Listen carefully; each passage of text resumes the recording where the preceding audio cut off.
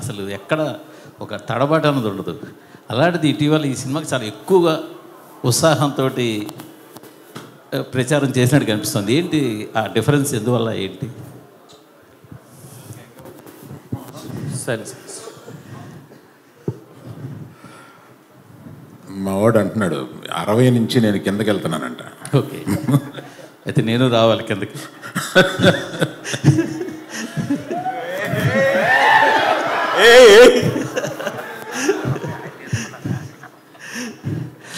కాదు సార్, అంటే మీకు అర్థమైందా మిమ్మల్ని వేసుకున్నారు?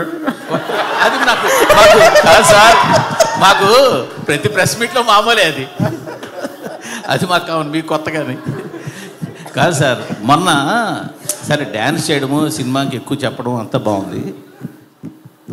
కంటిన్యూ 2 సార్లు కొంచెం మాట గబుక్కుని పడిందేమో మీ నోట పొరపాటున, అది ఎక్కువ సోషల్ మీడియాలో ట్రోలింగ్ వైరల్ అవుతుంది. అది మీకు గమనించారా? మీ దృష్టికి వచ్చిందా? బాగా గమనించానండి. మరి దానికి మీ కామెంట్? అంటే నో కామెంట్స్. అంటే కాదు, తడబాట పొరపాట మామూలుగా ఒరిజినల్గా మీరు చెప్పింది నో కామెంట్స్. ఇంక నో కామెంట్ అన్న తప్ప పొరపాట. సరే పోలేండి, మీరు నో కామెంట్ అన్న క్వశ్చన్ అడుగుతా. ఇది మొదట మీరు చూసినప్పుడు ఇది సబ్జెక్టు అంత వేయబుల్ కాదు అని మీరు అన్నారని వాసు గారు చెప్పారు. తర్వాత దాన్ని మొత్తం రీఫ్రేమ్ చేసి అంతా రీస్ట్రక్చర్ చేసాక సెట్ అయింది అన్నారు. ఫస్ట్ నేను నేరేషన్ విన్నప్పుడు ఫస్ట్ హాఫ్ అదిరిపోయింది, సెకండ్ హాఫ్ డాక్యుమెంటరీ నేచర్లో ఉంది ఇది. అందుకని ఆ కథ కొని ఒక రైటర్ దర్శకుడికి ఇస్తేనే ఇది పని జరుగుద్ది. అందుకని రైటర్ కమ్ దర్శకుడిని ఎతికి ఈ కథ ఇచ్చి వర్క్ చేసి మనం డెసిషన్ తీసుకుందాం. ఇప్పుడు ఆయన అడిగిన డబ్బులు ఇచ్చేసి ఆ కథ తీసుకోండి.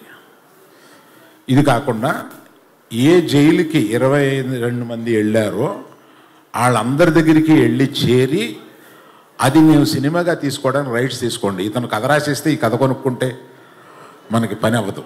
అందుకని వాళ్ళందరి దగ్గరికి వెళ్ళి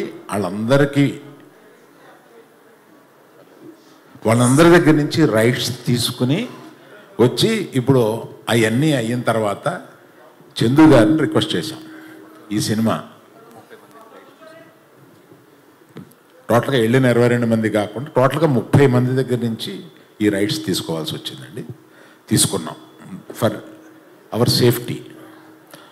అది చందు గారు దాన్ని ఏదో నేను తీసుకుని 2 నెలలు చందు గారి దగ్గర ఒక గొప్పతనం ఉంది. ఆయన ఏమీ అర్జెంట్ తొందరపడ్డు మనం ఇంకో సినిమా మీద ఇంకో సినిమా చేసేసి ఇంకొక ఇన్ని కోట్లు తీసుకుని బ్యాంకులో అసలు ఆ మైండ్ లేదు ఆయనకి. సినిమా ఆ జర్నీని, ఆ సినిమాని రాయడాన్ని, ఆ సినిమాని తీయడాన్ని, ఆ జర్నీని ఎంజాయ్ చేసే మనుషులు. ఆ జర్నీని ఎంజాయ్ చేసే మనుషులతోటి ప్రయాణం చేయాలని ఉంటుంది మాకు. యాక్చువల్గా యాక్చువల్గా చేసుకున్నామా చేసేసామా వెళ్ళిపోయి అట్లా ఉండదు ఆయనతోటి. అందుకని ఆయన తీసుకుని ఒక 9 నెలల్లో దాని మీద కష్టపడి అప్పుడు దాన్ని ఒక మంచి కథారూపంగా తెలిసారు. బేసిక్ కథ ఎందుకు కొన్నాము అంటే ఇట్స్ ఎ హ్యాపెండ్ ఇన్సిడెంట్. దాన్ని తీసుకుని దాన్ని రూపకల్పన చేస్తే బాగుంటుంది అని అనిపించి తీసుకున్నామండి. మీరు అడిగిన ప్రశ్న ఏంటో మర్చిపోయి నేను చెప్తున్నాను. మీరు అడిగిన ప్రశ్న చెప్పారు, మీరు కరెక్ట్గానే చెప్పారు చందు గారు.